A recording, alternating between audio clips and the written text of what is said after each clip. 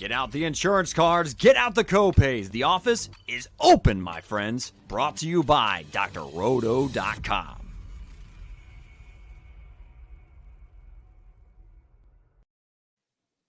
Hey everyone, welcome to the Look Back podcast with Sam and Maddie. Thank you for tuning in. We are brought to you by drroto.com. Get your daily prescription of fantasy sports. Maddie, how the hell are you after this crazy week 16? We've got to talk playoffs, championships, and some crazy touchdowns that I know that you're ready to kick us off with right off the bat. The big man touchdowns made not even just my entire week, the entire season. I was on cloud nine. So many people were in my DMs like, did you see this one? Did you see that one?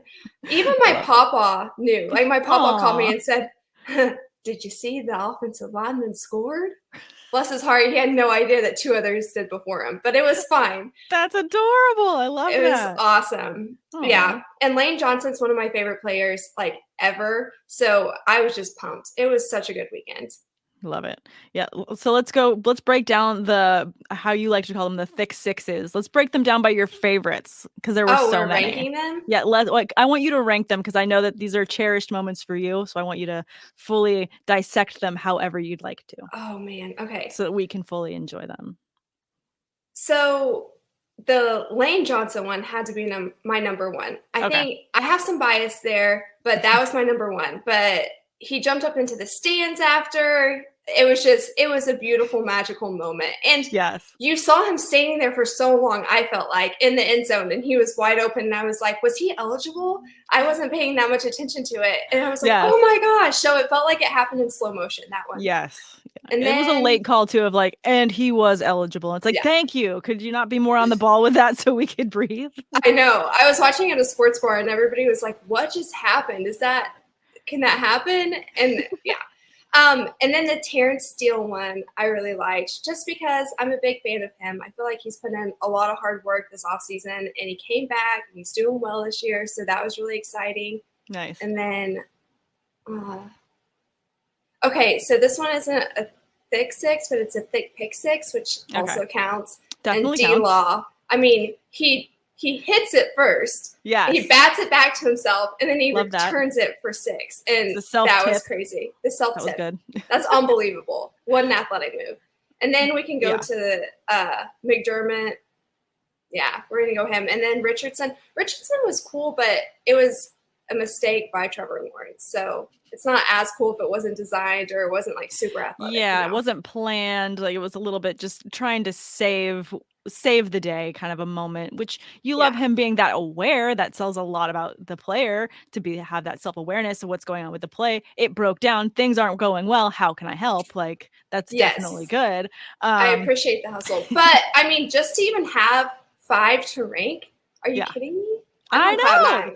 That's why I thought we had to start off with it this week because there were so many that's like there's enough that you could rank them by your favorites. Yes. And now I got to get all this thick six merch going. Like I got to get it all so I can wear it. Oh my gosh. Okay. So, I'm a graphic designer as my like actual job. Like I could come up with some sort of cool graphic. We could do some sort of offensive lineman graphic, create this amalgam of a man on the front, and then he could do like a spike, and then it could just say thick six like behind him really big. I'm obsessed. Please make this happen. That would be so good. Okay, we'll make this happen. This will be our side project. Everyone, make sure that you keep following us on our Twitter handles down here, just to make sure that when this merch comes out, that you guys jump on the train because this is a fantastic hashtag. We got to get it going. I will be so annoying with it too. You won't be able to miss it. If you follow me, you're gonna know. We'll get Yetis made and we'll have it on the front. Like it'll be a super thing. It'll be a whole thing. Yes.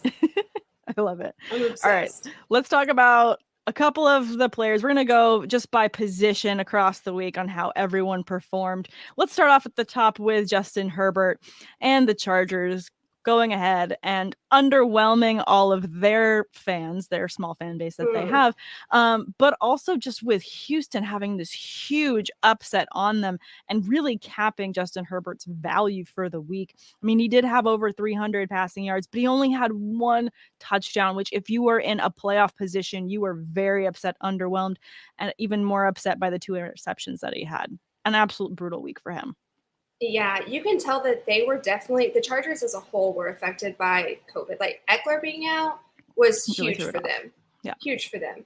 But then we could talk about his replacement when we get to running backs later, because he was definitely someone that even Eckler himself went on Yahoo Sports and said, hey, since I'm not going to be able to play, you guys should be starting Justin Jackson. So it just goes ahead to show. Make sure to pay attention. He had 2 touchdowns, right? Yeah. Is that right? Yeah. Yeah, he had himself a great day. He stepped in.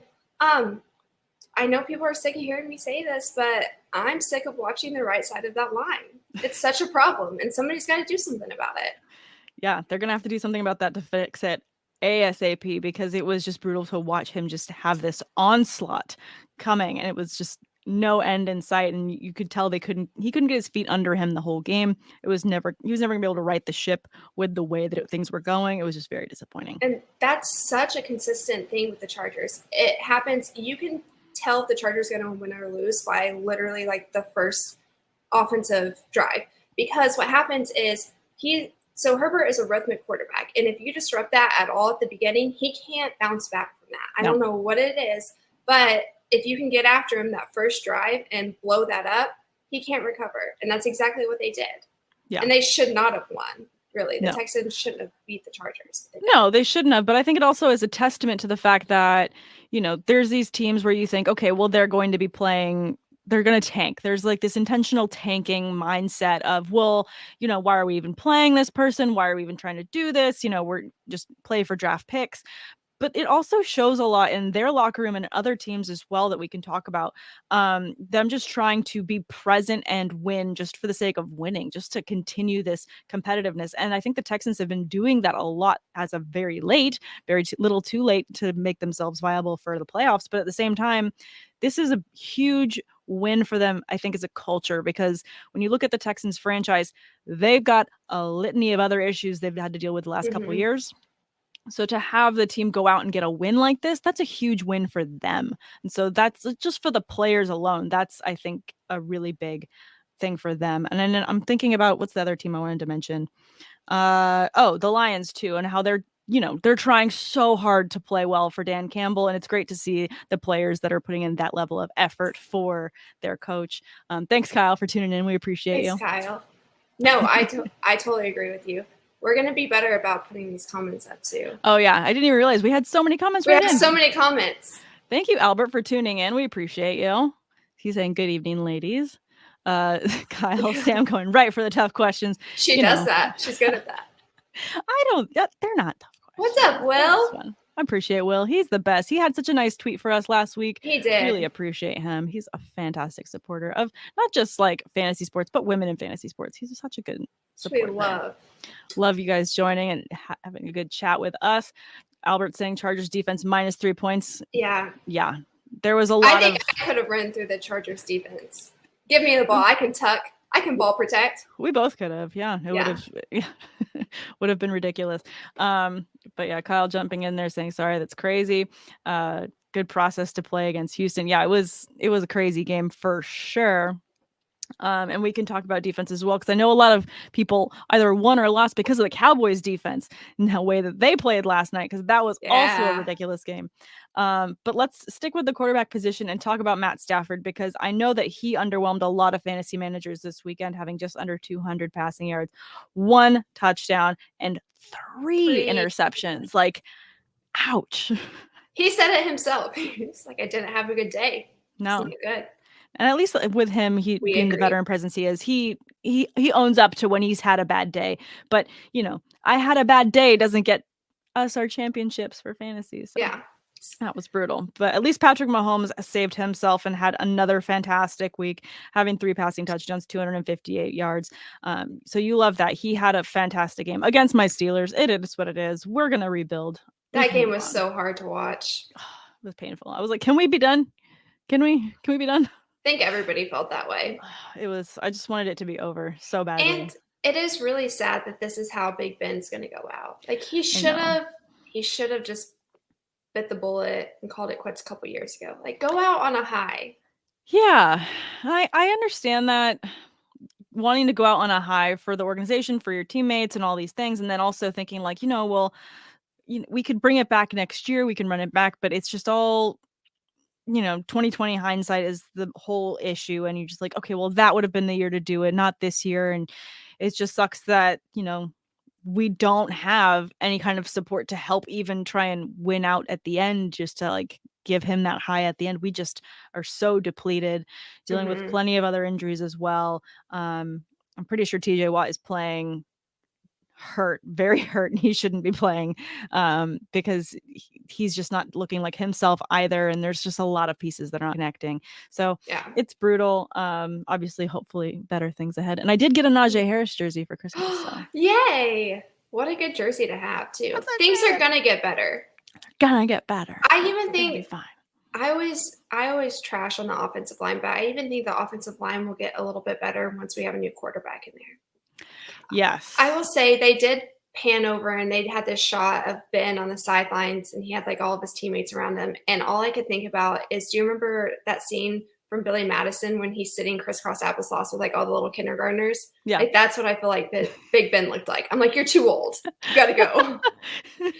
I can totally see that. Like, it's exactly what it looked like. Trying to just relive some of the glory days. I mean, I appreciate that, he's definitely someone that had he not had, probably his last big injury, he would have looked much different this season. He can't move. Yeah. He can't. But I mean, he's never been a mobile quarterback. He's built like a lineman. He was a lineman in high school, and like he's just a big boy. It's hard to move all of that man around. Like that's a lot of dude. It is a lot of dude. It's a lot of dude. It was really great for the Chiefs, though. I feel like, before CEH got hurt, incredible run. Yeah. And I'm happy that they're utilizing the run game a little bit more. It's definitely saved the offense, honestly, at this point in the season. Yeah. Where you see Mahomes struggling. He still doesn't look like 100% himself, totally normal, what we expect to see. But at least they're being able to utilize the running game to offload some of the pressure for people like Tyreek Hill. Obviously, Travis Kelce was out this weekend. That hurt a lot of fantasy managers as well. So they're having to find other ways to win. And in this meantime, in this interim between now and the playoffs, they need to stay strong because there are so many teams that are just back and forth, and at least they won home field advantage with this win. Yeah. Yeah. I feel like the skill players actually stepped up and played, though. They did. And they did what they needed to do. They got the job done for a lot of people. Yeah, I was pretty impressed. Albert did throw this one in there, though. Tyreek Hill with only 4 points this week. Yeah, that's not good. The ball was a little bit more spread out this week. Yeah. Speaking about how Mahomes is having to make a lot of crazy things work, I think that Byron Pringle, did he have 2 touchdowns? He had a fantastic day as well. He did, and even I think I'm going to say this and then it's not going to be he had 2. He was 6 for 7 with 75 yards. Insane. I was going to say, I think he had over 8. Yeah, 75 yards. Okay. Which is just, when you're looking at fantasy too and you're thinking, oh, who'd be the one behind him? I would have said Mecole Hardman. I would have said a couple other people besides Byron Pringle. But, that's just how the chips fall. Let's talk about more quarterbacks before we move on to the rest of the skill positions. Obviously, Kyler Murray had himself just a fine day. Nothing surprising to me considering they were going against the Colts. He definitely got more done than I thought he would get done, so that's good. Josh Allen looked really good. Jalen Hurts got himself a decent week. Looked incredible. He looked fantastic. Tom Brady with another underwhelming week, though. And I mean, he did have Antonio Brown that he was able to get the ball to, and that was great, but just not what I was. He has no weapons right now. He has no weapons, but he's Tom Brady. Like, he's made so much work with so much less. Like, I don't get it. Like, he definitely, Gronk was there. He's there and available, and he's getting. Yeah. He was open. There was definitely opportunities. So I'm not allowing those excuses of like, oh, he had players hurt. He's Tom Brady. He can make anything work to any person. They've got the Jets next week. It will be a better week against the Jets for sure. Are you saying that Tom Brady's getting in Tom Brady's way? I think Tom Brady's getting in Tom Brady's way. I just wanted to hear you say it. Thank you for clarifying. You're welcome. Tom Brady got in his own way. TB12'd himself into a loss, which was brutal. Yeah, but okay. I want to talk about another quarterback who's underwhelmed the last 3 weeks and finally showed up because the Washington football team wasn't aware that they had a game last night. But Dak Prescott threw for 4 touchdowns. Crying out loud. just Dak Prescott insane probably could have day. given Jerry Jones a touchdown at that point. He could have made it happen for anybody. Yeah. And the defense alone as well. Just, it was an insane game. Just didn't make I would any say sense. the offense, I'm going to go out. Okay. I don't think that the offense would have performed as well if the defense wouldn't have come out and played lights out. I really don't. I completely think that agree. they brought the energy and They it did. just trickled down into the offense. Yep. I think that when you've got a defense that's firing on all cylinders like that, you know, as an offense, you just have to show up and just get your job done. You don't have to be the superstar because you have this insane defense. Micah Parsons is just on another level with a fantastic trajectory for his career. All over the field, too. It's unbelievable. Trayvon Diggs just, padding his stats for the season with another interception as well. That was fantastic to see. Lots of stars across the board, across that defense. They looked really good. I don't know what Dan Campbell's doing to get them fired up, but it's working. Like I would run through, just like all right before, just like it's got to be something crazy. I would run through a brick wall for him at this point.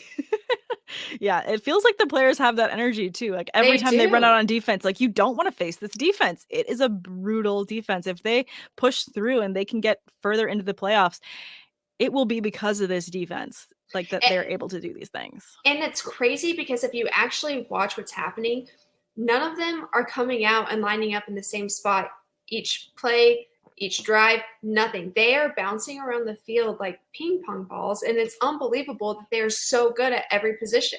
Yeah. But that's why they're hard to stop, is because you don't know what's coming at you. You can see, okay, I have Micah Parsons right there, but you don't know where everybody else is or what he's even doing. You can't predict anything. They're all just really firing on all cylinders. Everything feels in sync. It's a fun defense to watch. Like when you see them out on the field and you see them and you see the offense trying to make a move, I'm more excited to watch how the defense is going to react to that offense in any game that I'm watching them than anything else. Oh, absolutely. It's beautiful. Beautiful defense. Beautiful defense. Love to see it. And Dak put up these numbers with being taken out in the third quarter. He didn't even play the fourth quarter. I know. That's what's wild to me.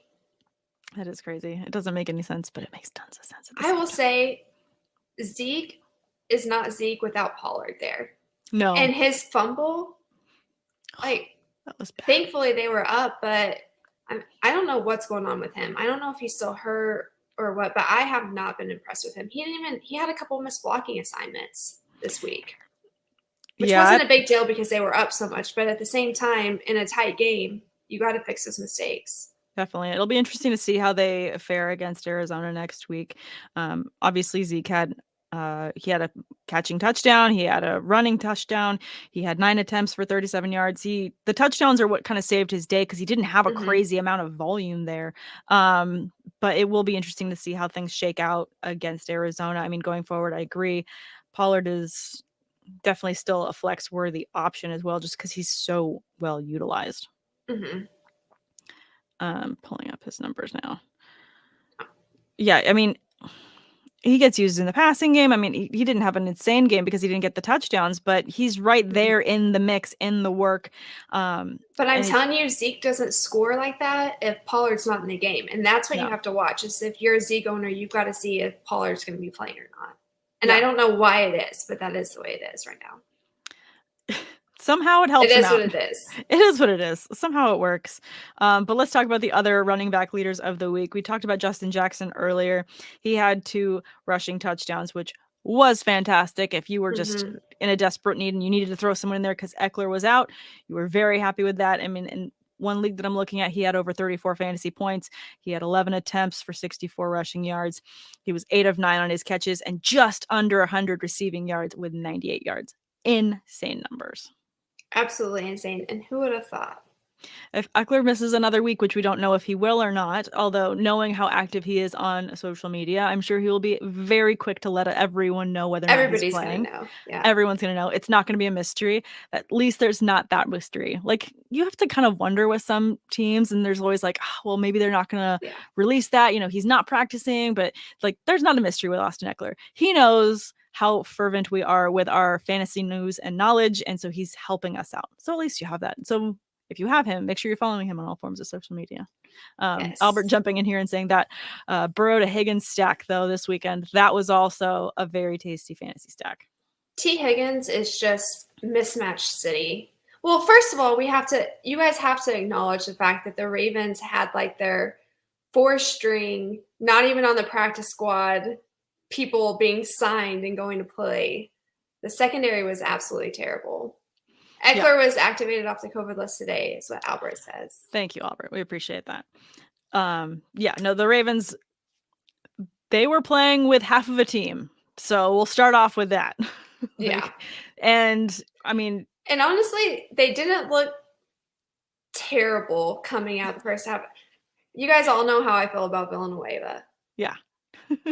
We know. You haven't been shy about it. I've not been shy about it. I'm going to tell you what. I was thinking about this, and this could just be my daydreaming. I do this a lot. Mm-hmm. But if somehow we could get the entire Eagles offensive line moved to Baltimore and just have Lamar Jackson play behind that line, they're going to the Super Bowl. I don't even care what's happening on defense. Like, that's how confident I am. But then the defense, I would say the opposing argument to that would then be like, well, then can Jalen Hurts take the Eagles to the Super Bowl with that offensive line? Would the argument then be that the rest of the Eagles would get in their way of that? I would say let me answer it this way. If you took Jalen Hurts out of Philly, Jalen Hurts would be a nobody. If you gave him a different line, he would be nothing. I think that kind of answers that question. It does. In a nice way. In the nicest possible. It was so polite. Boomer sooner. Oh my God. I love it. Okay, but let's talk about some more running backs from that game in particular. Let's talk about Joe Mixon, who had a down week against Denver, but did bounce back against Baltimore. He's got Kansas City coming up and then Cleveland. Is he someone that, seeing this huge game out of him, obviously he had a receiving touchdown and a rushing touchdown. He had 65 rushing yards. He had 70 receiving yards, 6 for 6 on catches. Taking this momentum, do you feel like you're confident that he's going to hit at least 20 points for you against Kansas City? I think Kansas City, he absolutely can. Okay, because their defense did look pretty good. I mean, I know it was against my Steelers, but they did manage to slow up Najee Harris quite a bit. So I just wonder how you feel about that line against him in particular. Okay, they did, but then you also have to think about the Bengals have such crazy talent that can be on the outside. Are you really going to pull everybody down and blitz and shut down the run and leave the backfield open? Or are you going to play it safe? Open, Tyler Boyd open, T. Higgins open. Yes. I think that there's definitely going to be some laps in coverage, and Joe Mixon takes advantage of that. I mean, you give him one opening and he's gone. I think that the middle of the field will be targeted a lot, but they're going to have to choose. Are you going to come down and stop the run, or are you going to shut everybody down on the outside? And there's so much talent on that team. I don't think Kansas City is going to be able to effectively stop him. No, I definitely agree with that. I feel like that when you have a team like the Bengals and you have any kind of multifaceted offense that isn't run through one single player, it makes it much harder to shut down any single end. And it's they're going to be vulnerable a couple times for Mixon. So I think he will capitalize. I don't think he's going to have as crazy of a game as he just did. But I think that he's going to be able to get you some good numbers for a championship matchup. I do too. And he's going to be used as a decoy. So if he's not going off, Higgins is. Oh, for sure. Jamar Chase I have Higgins in a dynasty league, and I'm very pleased with my Higgins shares right now. I'm very pleased. As you should be. Watching those mature, just like any other stock.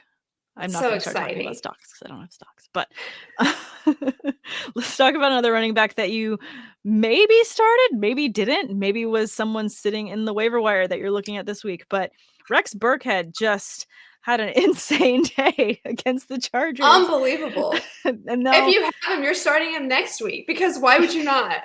Because why would you not? You're in a desperation mode, and you're trying to just save your season. They do take on San Francisco, but clearly the Texans are playing like there is no tomorrow for them, and that makes them very dangerous people. Little tiny quote from the replacements right there for you. But I just feel like this is he just absolutely went off. He had almost 150 rushing yards with 2 rushing touchdowns, and he even caught himself 2 passes.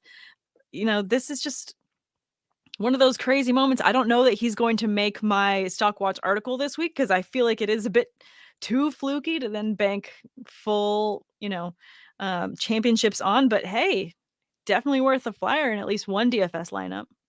I mean, you might as well. And yeah, could be a flex. The 49ers couldn't really stop the run this week, a sustainable run. So yeah, you might as well. I would start him. Why not? It's not like you have any other crazy options right now. I know. If you're someone that also just maybe you survived, but you just lost, who are a couple of the running backs that we lost this weekend? Darrell Henderson ended up going out, and he's probably not going to end up playing and coming back because it looks like he re-aggravated that injury. Leonard Fournette is out. If you're someone that just got by with a couple of those other random running backs that got you through to this point and now they're out, maybe this is a situation for you that you'd be starting him. Crazier things much better against the pass and run. I forgot to put that up there. I agree, Kyle. But I will say that the Titans' offensive line, unbelievable. I don't know what got into them. I was watching them just in awe. I mean, absolutely in awe. And really, there were a couple of times Foreman didn't hit his holes. And I don't know what's up with that, but repeatedly did not hit his holes. He could have been gone for a touchdown. Minimum 15, 20-yard gain. Because there was just nobody there. So, yes, Kyle, I agree with that, but also the Titans' offensive line just murdered this weekend. They won in the trenches. That's why they won. Yeah. No, I definitely hear you on that. All right. Damian Harris also had himself a fantastic week. He was in the top 5 as well with 3 rushing touchdowns, over 100 rushing yards. You love to see it. Damian Harris went off. He absolutely went off. Yeah. Against Buffalo in a matchup that I think, given the last time that they saw each other, we didn't have the highest of expectations necessarily for huge. James Robinson with his torn Achilles. Thank you, Albert. I knew there was another big running back that went out this weekend. All the sad emojis because that was brutal. I did not want to see him go out. But yeah, when you're looking at the New England and the Buffalo game, obviously Josh Allen did Josh Allen things, and he took notes. He took the loss that they had against the Patriots before, learned a lot from it, and they came out and they came to play. But at least if you started Damian Harris, you were really happy with this output. Yeah. And the Bills didn't have to punt the entire game, which is insane. Yeah. They didn't even have Cole Beasley, which is like his go-to guy.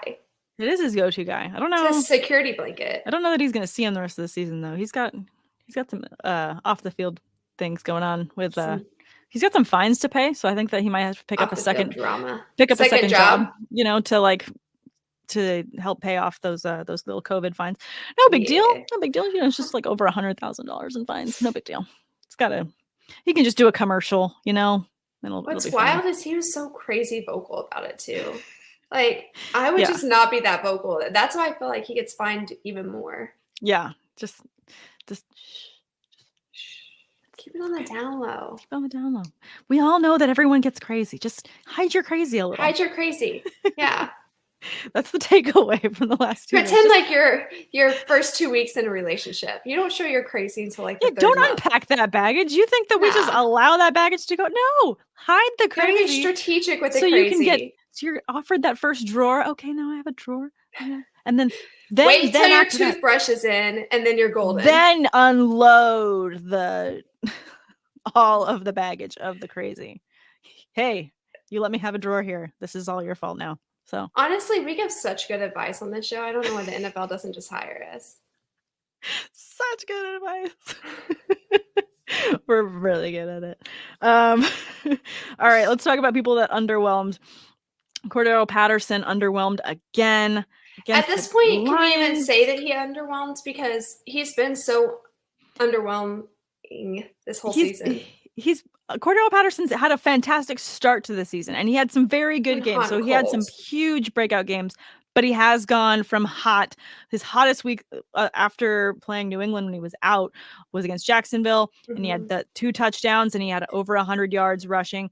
But then it started to taper off. Then he didn't have a touchdown, and then he had 1 touchdown, but only 58 yards, and then he didn't have a touchdown, and then hardly had any yards. And then this weekend he had 1 touchdown, which barely saved your fantasy day. Barely. And that was it. And now they've got Buffalo and the Saints. This is not a lineup that I'm excited about playing against. No, especially because the Saints are going to be healthy by the time you see them. Yes, absolutely. And yikes. That's all I've got to say. So maybe I would be looking elsewhere instead of trying to roll out Patterson again. If you manage to sneak in a win and you're going for your championship, I would seriously look at other members of my roster to try and get another win elsewhere, because that was brutal. I agree with that. Take a step back, reassess. Aaron Jones, another top running back that didn't have a fantastic week. He just got kept out of the end zone, which is brutal. But it was also kind of one of those weird games where it kind of felt like Aaron Rodgers needed to air it out. Like it didn't fit his scheme for this matchup, just especially with Myles Garrett there, just trying to do anything he could to get at Rodgers, which, appreciate the man putting in that level of effort, but it definitely helped slow down the running game. And I just wonder if against Minnesota, he'll have a little bit more success. I hope so for the Packers' sake, because honestly, that was horrific. The Browns should have if Baker would have even played average, it would have been no question Browns win. Yeah. And I felt like they looked like the exact same team against the Ravens. And really the only reason that they played well was because of Lazard, which I was really impressed with him. I mean, he put in the extra effort to go ahead and get that touchdown, make it past the pylon. He made an insane one-handed catch that was beautiful. But I'm also an Aaron Rodgers hater. So, are you? I did not know this. I'm learning. I'm trying to think if there's a quarterback I hate. I honestly cannot stand him. I mean, I used to really hate Tom Brady, but that's because I had to watch him absolutely pummel my Steelers just all the time. So I didn't like that. The thing is like I cannot like Brady in certain situations, but I have so much respect for him. I have no respect for Aaron Rodgers, and it's because of all the off-field drama. Like, sure, yeah. I probably could respect him as a player on the field, but I can't because of all the off-field drama. And you're sitting here like that. Lazard saved the game. I'm just going to say it. For the Packers, Lazard saved the game. And this is the same receiver that you talked about at the beginning of the season, saying that you had no talent on your team and that you weren't going to come back until you could get guys that you wanted who were talented. And this is the guy who's making plays for you right now. Ooh, yeah, spicy. I'm on my box now. I'm getting off. I feel it. But you know what? I respect it because I know how much you love the game as much as I do. I'm trying to think if there's a quarterback I hate. I think it's just I really don't like Daniel Jones, and I never liked Eli Manning either. So maybe it's just Giants quarterbacks I just don't like. I mean, it's not a bad thing to say. Oh, no. Kyle. No. Worst human quarterbacks have to be Ben and Jameis Winston. I know. The worst? The worst, though? I don't think the worst. I think we have some other people that are a little bit. Kind of in Texas right now. Yeah. No. A little bit. No names, but rhymes with Schmashman Schwartzen. No clout given on this podcast to him. Nope. Done. Anyways. Should we talk about receivers? Let's do it. Let's talk about other receivers that absolutely killed it this weekend. Tops of the list, T. Higgins, who we talked about earlier, had a fantastic week, over 43 fantasy points, depending on your format. He had 2 receiving touchdowns, almost 200 receiving yards.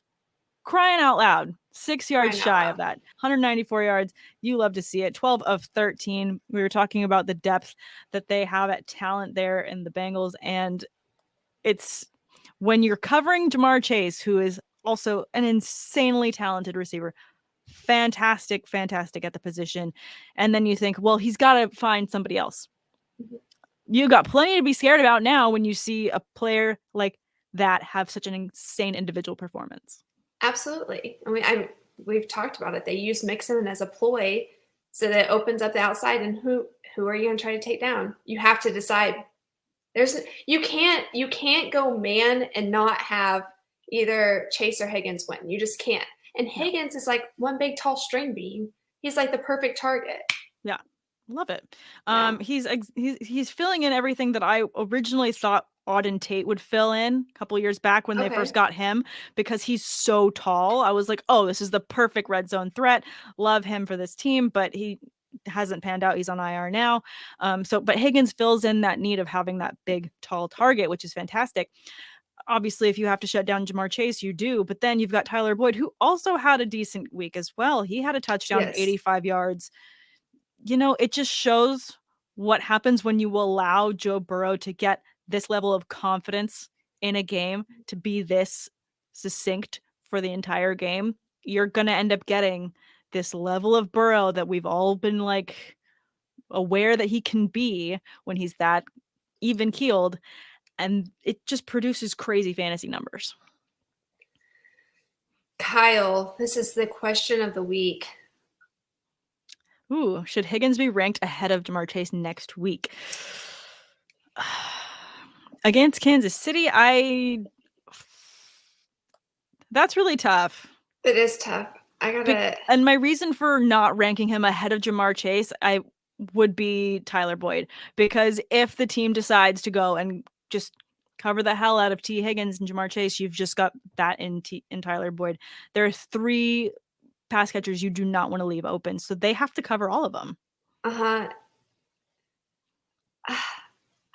I'm gonna say I would, Kyle, just because I feel like he's more of a mismatch. Mm-hmm. I don't think that, like, I'm trying to picture Snead trying to cover him right now. Yeah, that's not happening. No, that's you're right. That is a good mismatch. You can bring Sorensen in there.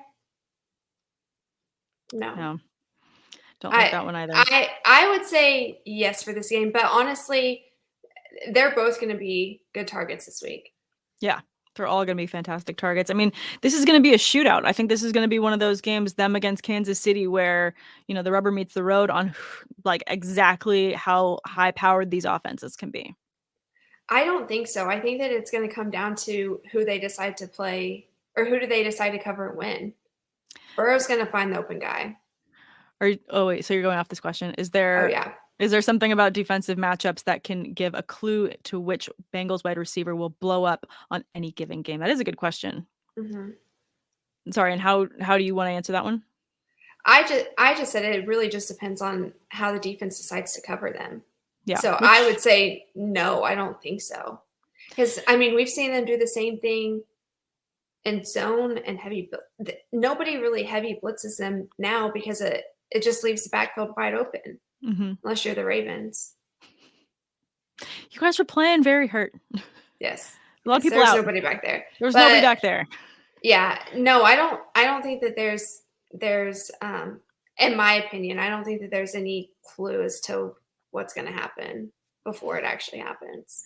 No, we don't have. I mean, I don't have any moles within that locker room to shed more light on that situation. I don't know if you do, but I will say the teams that let them have a little bit more up front, like let Mixon go off a little bit, or even let P. Ryan go off a little bit, they've usually shut down all wide receivers. But at that point, you kind of already know. And if Mixon goes out, which we saw, I believe, in the Denver game, then you kind of struggle on the outside as well. Definitely. Yeah. I still feel that pain, Hoove. I still feel that pain. I will say Mark Andrews is quarterback proof. He is. He is very quarterback proof. He's a one-size-fits-all type of guy. Definitely a quarterback proof tight end, which I'm sure you loved seeing him be that effective. Definitely brought you a lot of confidence. But let's go back to more wide receivers. AJ Brown is someone that I talked to several people who had not checked the lineup right before the game and were really upset with themselves having left him on their benches, because he had himself a fantastic game. 11 of 16, 145 yards and a touchdown. You absolutely love to see it. I mean, coming off of not having played the past 4 weeks and then to have a game like that. I mean, I hope people started him. I hope they did. I hope my one friend that had him on their bench was an anomaly because having that many points on your bench is just disheartening. Like you'd want to quit playing fantasy football. I completely agree. And I'm going to go one step further to say it's only going to get better too, because I'm watching these offensive linemen go to the second level and just emasculate men, just like embarrass them with these blocks. And that's so exciting for your running back receivers as well as your wide receivers. Definitely. It's beautiful. Love to see it. They've got Miami next week, who Miami just looked fantastic. It's going to be a little tonight. tough against It'll Miami. be tough. Emmanuel Ogba is a beast. Different kind of beast. Yeah. He doesn't get enough attention. People need to give him some clout. Well, when we send him, some merchandise for our Thick Sixes, then maybe he'll get more clout in the media. Maybe so. Yes. Leave it to us. Listen, we'll do the heavy lifting. No worries. No worries. Because they're marketable. The big men are. This is You're not going to get me started on this. No, I know. Get me started on this. I know. I will say, I posted to my social media. I've never had more offensive linemen in my DMs just being like, yeah, thank you. Like they were all so pumped, and I'm like, this is sad. People need to stick up for these big dudes. They do. Absolutely. They're the only reason your QB can do anything. Debo, 100%. Is Debo a receiver? Is he a running back? Could he be a quarterback? I don't know. He could be anything. But yes, he was amazing, like he always is. He was the only reason that they looked decent, in my opinion. He's so shifty. The Niners did. Mm-hmm. Yeah, I mean, he had himself a fantastic game. Over 150 receiving yards, 9 for 11 of his catches, and he had 5 rushing attempts for 32 yards. I mean, you do love to see this crazy level of volume. I mean, Sam's touchdown. Did he have one that he ran in? Did he? Debo? Not this game. Not in this game, but he has before. But no, I mean, just to have this level of stats, just all of this off of a no touchdown game as well is pretty insane. It's unbelievable. That's why I'm like clicking back and forth. I'm like, am I missing some random touchdown? Like, how does he have these crazy numbers? But no, it's true. No, he didn't. Don't make me do the math. I can't do math. Yeah, Jimmy doesn't do well under pressure, and they were bringing the blitz heavy. Yeah, didn't look good. But I mean, I think we've talked about Jimmy Garoppolo before and how, he does start off the season of like, oh yeah, he's great. Why are people trying to replace him? And then you end the season of like, I'm kind of over this. Yeah, I will say the offensive line looked a little off to me. Typically, the 49ers have at least better run blocking, and it just wasn't there. Hey, Kyle, we're excited you're here. Thanks, Kyle. Kyle jumping in saying, I'm glad I finally got to watch this show live. It's fun to look back and stream it on a later date, but I love the interactions. Thanks, Kyle. We appreciate what I'm hearing, Sam, is that we're a good time. Yeah, we're fun. We think we're fun. He got tackled at the 1 yard line. Oh, man. Oh, yeah, he did. He did. I do remember that.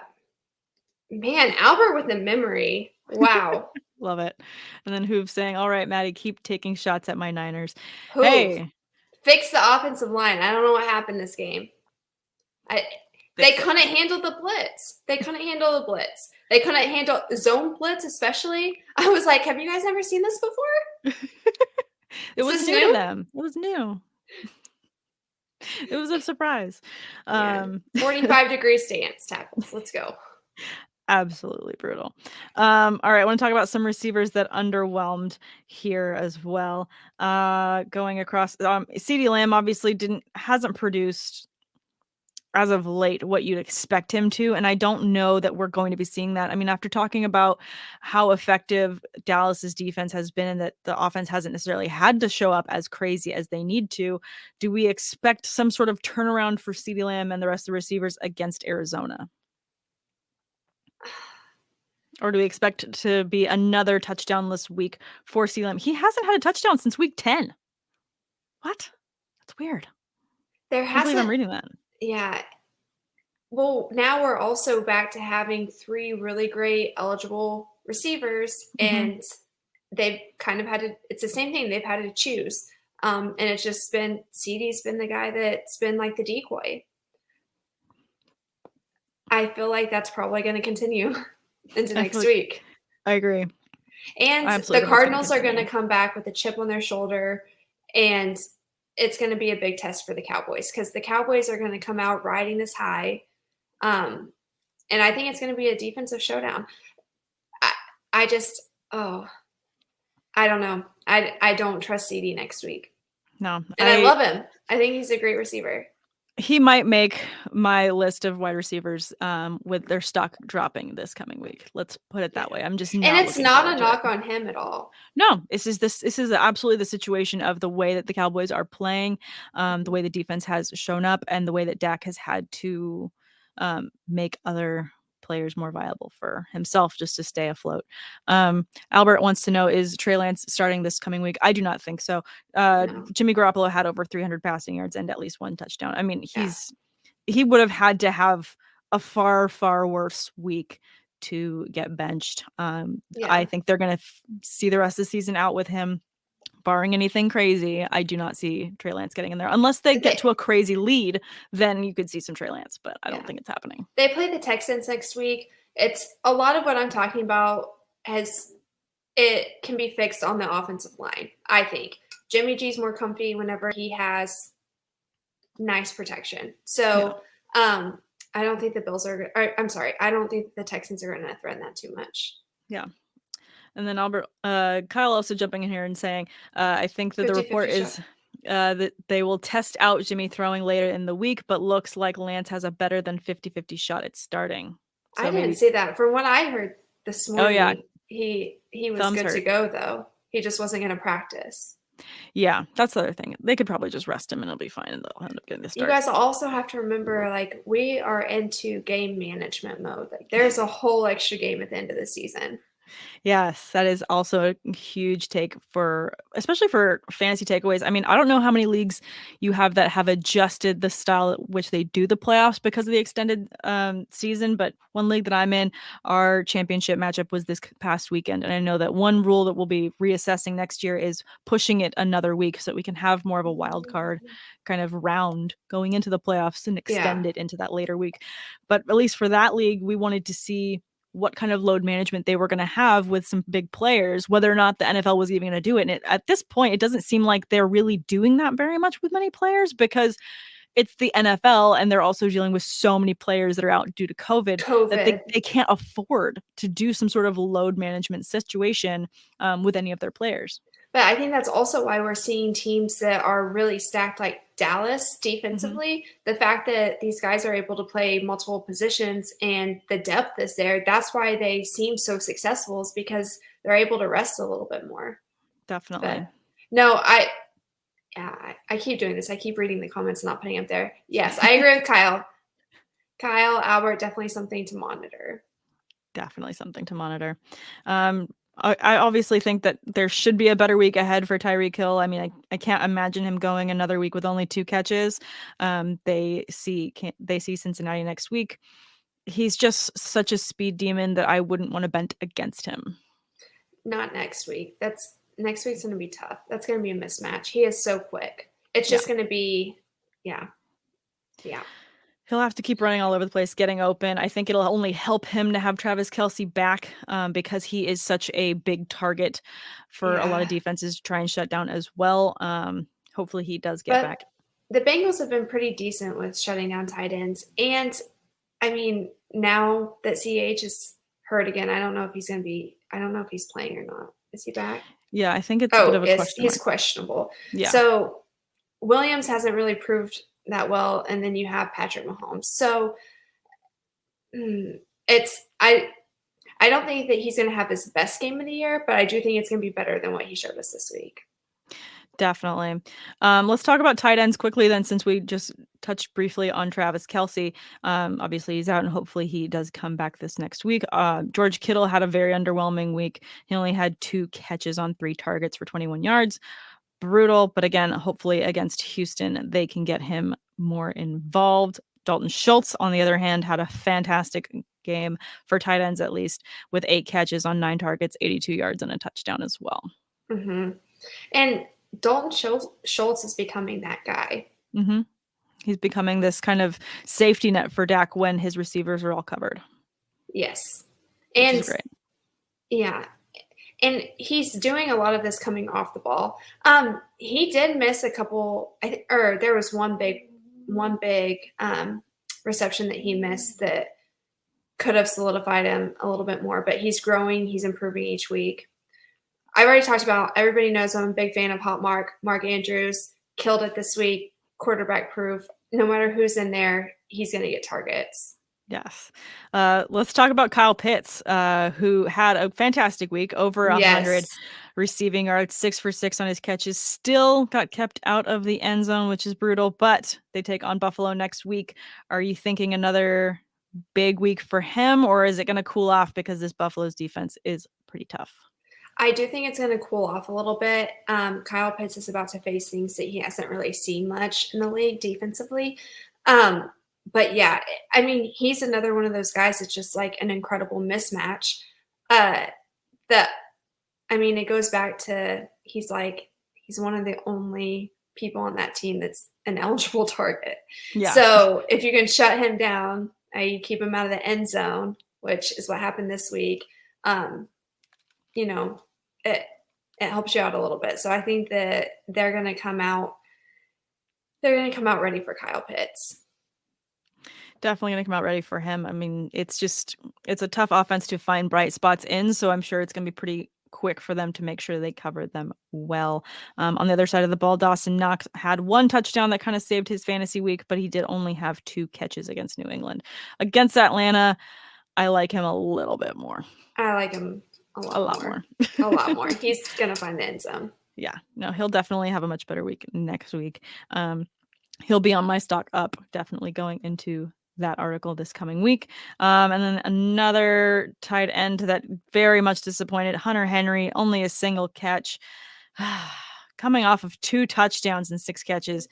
What a way to fall. Hunter Henry. That was a hard fall. But honestly, I haven't been really big on Hunter Henry all year. No, he's been too hit or miss. I think when we go into analysis off season of how we're going to rank these tight ends, that's going to play into it, but it also is going to depend on what weapons that they add to or even take away from the Patriots roster, just to see what they put around Mac Jones. I was hurt by Gronk this week. I don't even have him in any leagues, but really this should have been a week that he could have gone off, and he should have gone off. Like, he should have. He had the opportunity too. Yeah, he had the opportunities. Brady is going to go to his safety net and safety blanket in Gronk, but he only saw 2 targets. That's the weird thing too, is that he wasn't looking for him. And it was like, he's there. He's there, right? Like, are we confused? He is there. Goddard didn't have a terrible game. Schematically, he wasn't set up to have an outstanding game. Yeah. Fantasy wise, yes, but don't get too down on him, Albert. Yeah. And this one from Twitch, from the real OJ Simpson 33. Okay. Do you read the chat? We do our best, but I think it's sometimes difficult when we're streaming. The first chat messages we see come in from YouTube, but as soon as we see them populate, we try and get to them as quickly as we can. So appreciate you guys tuning in from wherever you're tuning in. All of the spaces. All of them. We love it. Any last thoughts on this week that you want to wrap up our episode with, Maddie? I just don't even want week 16 to be over, because my big guys had so much clout this week. It was really nice to see everybody cheering on my big dude. So yes, definitely. I'm gonna be sad that it's ending. Let's end on this one. I like this one. Thoughts on Jonathan Taylor, his performance this weekend, how we feel he's going to be next week. I gotta see. Oh wait, come on. I mean, he had over 100 rushing yards, which you like, but he just got kept out of the end zone, and that's going to happen. He's going to be the bell cow, and he's always going to have this crazy volume, but when he gets kept out of the end zone, it's going to hurt. And do I think it happens again next week? Absolutely not. He is far too ridiculous to stay out of the end zone again against the Raiders as well. Yeah. I don't like the Raiders this week, so I think it's definitely going to be a big Jonathan Taylor week next week. Absolutely no situation I would bench him in. I would also like to point out they were down their center and both guards, and that's a huge deal. And then they lost Eric Fisher. So when you have that big of a loss on your offensive line, that's really going to affect your backfield. So he's going to be fine. Yeah. But I think that a big contributor was they were able to shut that down a little bit more because they were missing big guys up front. Definitely. And Albert's hoping that you get 3 more lineman touchdowns next week. Love Albert, that sentiment. Thank you for manifesting that. Let's make this happen. Let's make it happen. Thank you so much. And Kyle saying, great episode, fun times in the chat with everyone. Thank you all for tuning in and being so active in the chat with us this week. We always have a fantastic time on Monday nights to chat with all of you, cover the week that was, and cover all of the fun fantasy output. Maddie, do you have anything coming out this week everyone should keep an eye out for? The first look with Doc on Wednesday, and I think that's about it. We're starting to get down to the end of the season. We're really starting to get down there, and then, I'll hopefully get like a little mini vacation. I do love as much football as I can take. However, the late nights of writing these articles, that does take it quite a They do help me though. I love your articles. As long as they help, I appreciate it. I'll be working on my Stock Watch article that will drop tomorrow, and then I've got the fantasy debate with Sam and Tate that will come out either on Wednesday night. We'll record, and no matter what, it'll drop on Thursday. So you guys will get to tune in for that. And Tate which is and I super will. Fun. It is fun. We have a great time. I think that you'd love to chat with Tate as well, because he does just as many movie quotes as you do. So we have a good time. And then what else? I think that's it for the rest of the week. I think. And we have a new year. And we have a new year. Yeah, we do. I had to make the dad joke. And we have a new year. So I'll see you next year. That's the true dad joke right there. I'll see you in a year. There we go. Yeah, perfect. But thank you guys so much for tuning in. We really appreciate it. We do. Thanks for listening to the Look Back podcast. Check out all the other content, seasonal and DFS tools, as well as premium access to our staff for all your fantasy sports questions in the members only Discord right here at drrhoda.com. Have a wonderful week, you guys, and have a very happy new year. Yes. Bye. Bye. Thanks for stopping by the office. Get your fantasy prescription by subscribing to the channel and checking out drrhoda.com.